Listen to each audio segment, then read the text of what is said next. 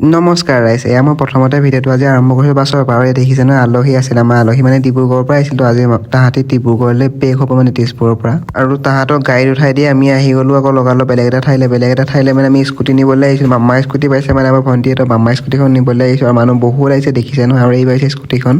আৰু স্কুটিখন নিবলৈ আহোঁতে তাৰ মানুহে ক'লে কি তেলটো নিজে আনি ল'ব লাগিব। আমি গতিকে তেল নিবলৈ আহি গ'লোঁ। তেল দি পুৰা তেল 1 লিটাৰ লৈ গৈছোঁ, যাতে স্কুটিখন মানে ভালকৈ চলাই গৈ যাতে আমি ডিলাৰলৈকে যাবলৈ পাৰোঁ। আৰু আমাক মাতিছিলে মানে 10:30 11 মানত পোৱাকৈ। আমি 10:30 পাইছিলোঁ, কিন্তু স্কুটিখন দিওঁতে 12:30 লগাইছে। প্ৰায় 2 ঘণ্টা ধৰি আমি তাতে ৰখি আছোঁ গোটেই মানুহখিনি। তাৰপিছত স্কুটিখন ফাইনেলি পালোঁ। স্কুটিখন পাই মেলি আহি গ'লোঁ আমি ডিলাৰৰ কামখিনি কৰিবলৈ। ডিলাৰৰ কামখিনি কৰি গৈ স্কুটিখন ধুই কৰি ধুনীয়াকৈ ঘৰলৈ গৈ আছোঁ এতিয়া আমি। আৰু যাওঁতে ম'ম' খালোঁগৈ। ম'ম' খাই কৰি এতিয়া আকৌ দেখিছে নহয় বস্তুটো, মানে মই দোকানত গ'লে এই বস্তুটো মেইন হয়। আৰু দেখিছে নহয়, মৰম লগা কুকুৰ এটা ৰাখিছোঁ দোকানখনত।